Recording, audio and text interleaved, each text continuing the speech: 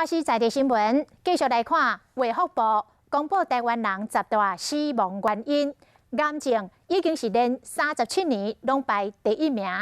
上届可怕是有袂少的癌症是无啥杀手，为初期到中期拢无明显的症状，所以定期做检查就变甲真重要咯。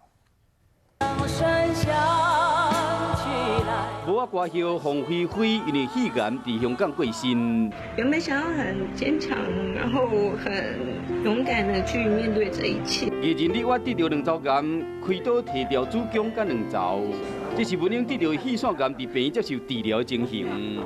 他真的很勇敢，他也很加油。人生无常，真的是无常。 最近几年，有袂少名人因为得到癌症过身。卫生福利部公布去年个人10大死因，癌症连续37档是第1名，其中以肺癌、肝癌、大肠癌、磷癌是上济，死于肺癌人数更加是连续9档第1。你怎么会想到说要来做检测？是已经觉得很奇怪了？完全没有，就是健康检查，说是不是很幸运？经过检测之后，发现状况不是很好，所以就一直检查下去，后来确诊是肺癌。 今年46岁王小姐意外发现讲已经得到肺癌，到大病院详细检查已经到尾期啊。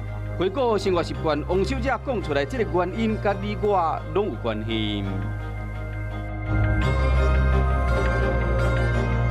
长期上下班都是骑摩托车，有时候在路上其实也没有做一些防护、口罩等等的相关的措施。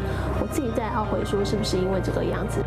依照上湖病院统计，为100年到106年，总共有1064个肺癌确诊的案例，其中完全无食薰的有488例，男性有149个人，女性339个人，女性发生率比男性低真济。肺癌的患者大部分都是没有抽烟，但是有些家庭主妇可能会说，油烟这个部分是有增加一点点，但是其实并不是那么明显。环境的辐射线，然后还有环境的石棉，这些是大概很确定是会造成肺癌的部分。有一个数字，你可能会惊到。卫生福利部国民健康署的统计，2016年肺癌病例比进前一年增加402个人，其中401个人拢是女性，敢若1个是男性。平均10万人内面，就差不多有30个女性确诊得到肺癌。预防胜于治疗，卫福部国健署推动了4大癌症筛检，包含乳癌、子宫颈癌、大肠癌以及口腔癌。但是以乳癌筛检为例，近几年的总筛检率不到40%，医师就说了，一定要提高到60%以上，才能降低乳癌发生风险。在那个卫生所当志工嘛，他们就说来，你也来筛检一下。我就去他只是用手碰触的，他没有乳色就给我检查出来，说有一粒像那个米粒这样子小。伊是玉燕女士10几年前就发现讲，胸口有一块敢若米遐大粒的这个乌青，去病院一个检查，发现讲是鳞癌。 这么久又不会痛啊！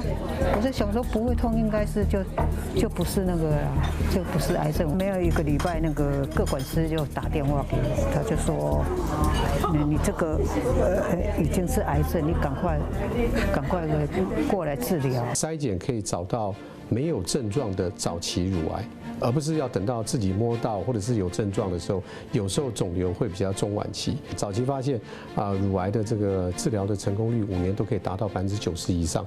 卫生福利部国民健康署的统计，去年度鳞癌体检人数是866166个人，体检率是39.9%。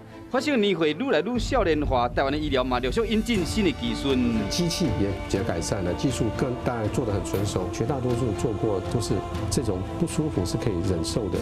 在医疗技术不断进步的同时，更加要紧的是调整好生活习惯，尽可能降低得到癌症的风险。